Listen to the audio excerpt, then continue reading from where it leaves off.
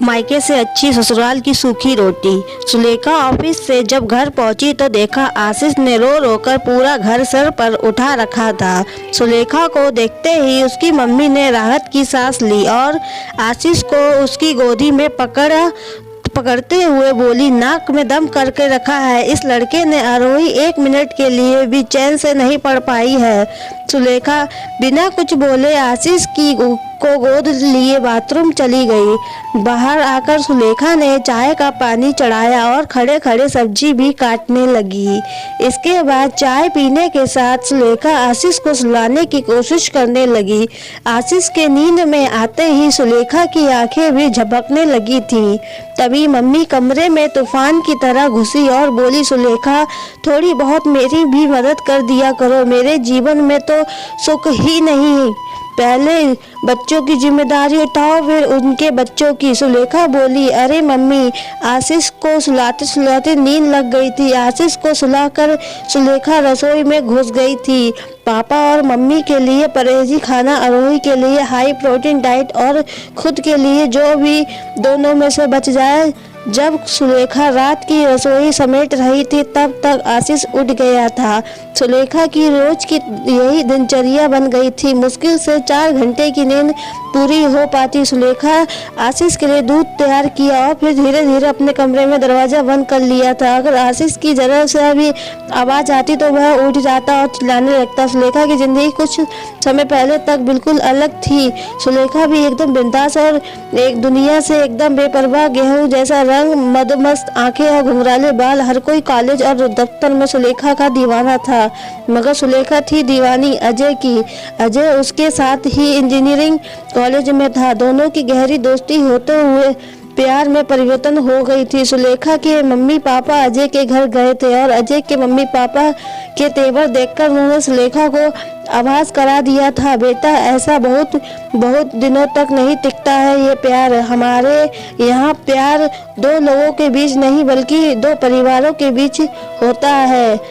हमारा और उनका परिवार काफी अलग है। मगर इस समय तो सुलेखा को कुछ समझ नहीं आ रहा था। लड़ झगड़ कर आखिरकार सुलेखा ने अपनी परिवार को मना ही लिया था और अजय का परिवार भी बड़ी बेदली से तैयार हो गया था। जब सुलेखा और अजय हनीमून पर गए तो सुलेखा को अजय का व्यवहार अजीब सा लगा।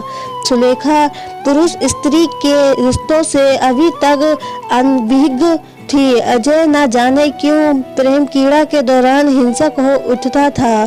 सुलेखा पूरी तरह संतुष्ट भी नहीं हो पाती थी और अजय मुंह फेर कर सो जाता था। हनीमून से वापस आकर भी अजय के व्यवहार में कोई परिवर्तन नहीं आया। सुलेखा को समझ नहीं आ रहा था कि वह क्या करे, किससे बात करे।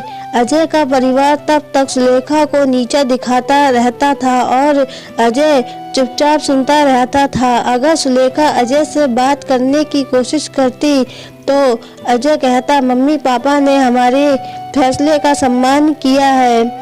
आप एक बहू के रूप में तुम्हारी जिम्मेदारी है कि तुम उनका दिल जीत लो। सुलेखा तो एक चक्रव्यूह में फंस कर रह गई थी। दफ्तर के 8 घंटे होते थे जब वह खुलकर सांस ले पाते थे। रात में अजय सुलेखा के शरीर को रोनता और दिन में अजय का परिवार सुलेखा के सम्मान को रोनता। सुलेखा को एक बात तो समझ आ गई थी कि चाहे लव मैरिज हो या अरेंज, समझौता हमेशा लड़की को ही करना होता है। इस बीच सुलेखा गर्भवती हो गई थी। सुलेखा को लगा शायद अब उसके विवाह की जड़ें मजबूत हो जाएंगी, लेकिन आशीष के जन्म के बाद भी समस्या ज्यों की त्यों बनी रही। आज सुलेखा की जिम्मेदारी और अधिक बढ़ गई थी। रात में आशीष और घर की जिम्मेदारी और दिन में दफ्तर देखते देखते सुलेखा एक कंकाल जैसी हो गई थी। विवाह के 1 वर्ष में ही अजय सुलेखा के लिए एक पहेली बनकर रह गया था। धीरे धीरे सुलेखा को समझ आ गया था कि अपनी मर्दाना कमजोरी को छुपाने के लिए अजय उस पर हर समय हावी रहता है। सुलेखा भरसक प्रयास करती थी कि उसकी किसी बात से अजय की मर्दांगी को ठेस ना पहुंचे, मगर जब एक दिन अति हो गई थी तो सुलेखा अपना सामान और आशीष को गोद में लेकर अपने मैके आ गई। सुलेखा के मम्मी पापा हक्के बक्के रह गए थे। पापा तो गुस्से में बोले, पहले अपनी मर्जी से विवाह किया और अब यहाँ आ गई हो। तुम्हारी इन हरकतों का बेटी आरोही पे क्या प्रभाव पड़ेगा? मम्मी बोली, थोड़े दिन रहने दो, देखो ना बेचारी कितनी कमजोर हो गई है। मगर जब मम्मी पापा के घर में रहते हुए सुलेखा को 2 माह हो गए तो रिश्तेदारों और पड़ोसियों के कान खड़े हो उठे। दिन में पास पड़ोसी मम्मी पापा को कहते थे और रात में मम्मी पापा, सुलेखा को कब तक इस घर में पड़ी रहोगी, अपने घर जाओ ना।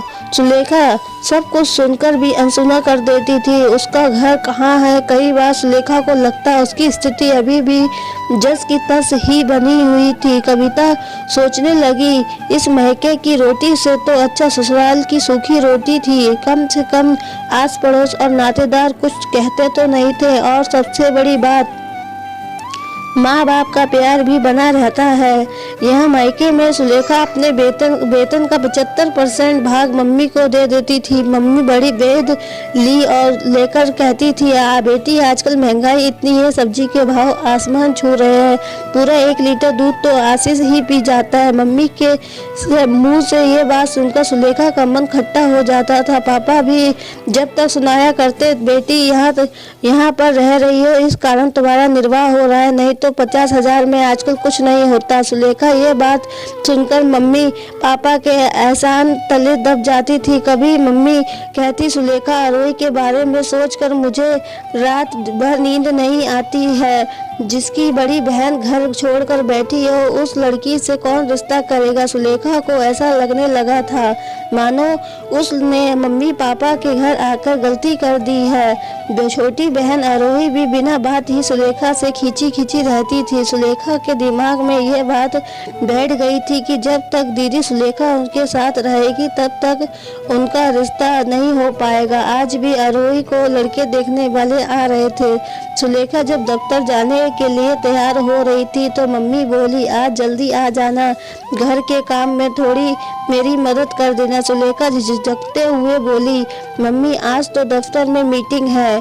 मम्मी गुस्से में बोली, मैं क्या करूंगी अकेले, आशीष को संभालूं या मेहमानों को? सुलेखा बोली, मम्मी मैं आशीष को किसी सहेली के घर पर छोड़ दूंगी। पापा तो लगते हुए बोले, मेरी और तुम्हारी मम्मी की अब उम्र नहीं है छोटे बच्चे की जिम्मेदारी उठाने की। आरोही बोली, देखो दीदी आप अच्छा खासा काम कम आती हो, कम से कम आशीष के लिए एक नौकरानी तो रख सकती हो। खैर दफ्तर जाकर सुलेखा ने जल्दी काम निपटाया और फिर छुट्टी लेने के बाद घर आ गई।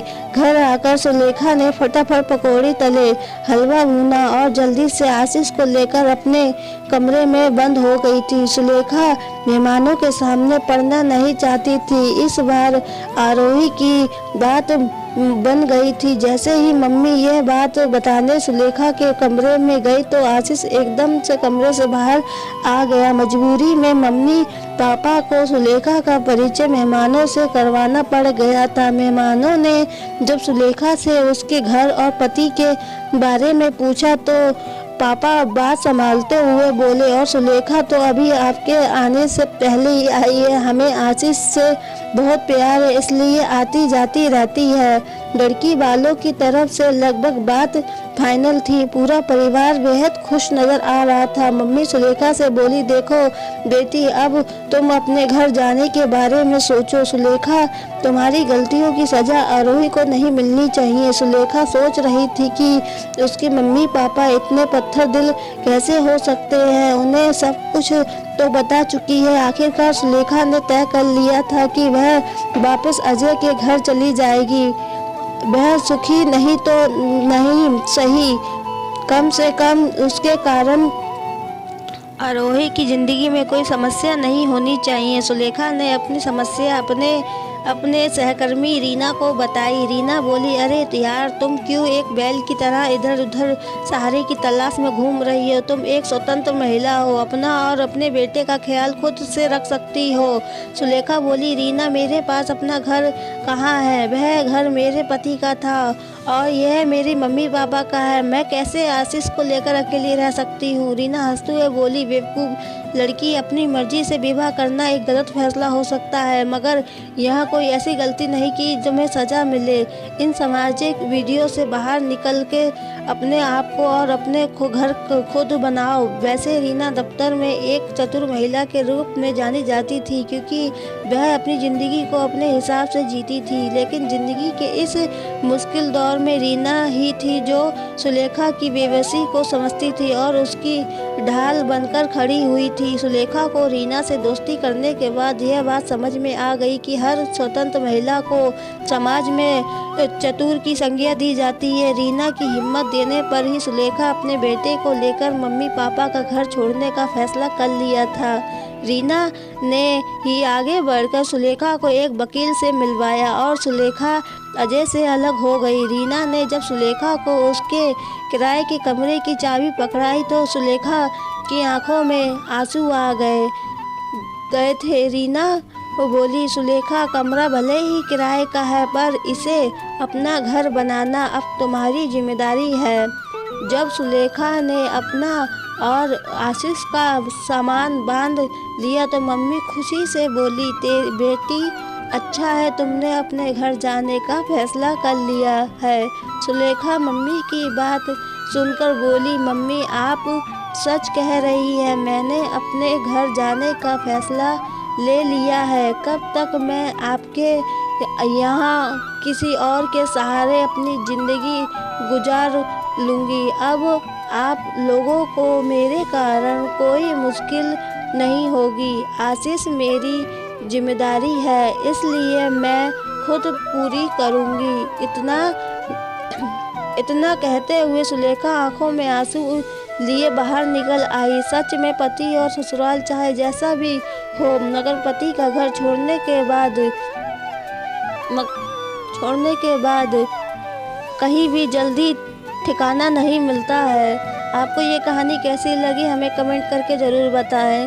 वीडियो को लाइक करें, चैनल को सब्सक्राइब ज़रूर करिएगा।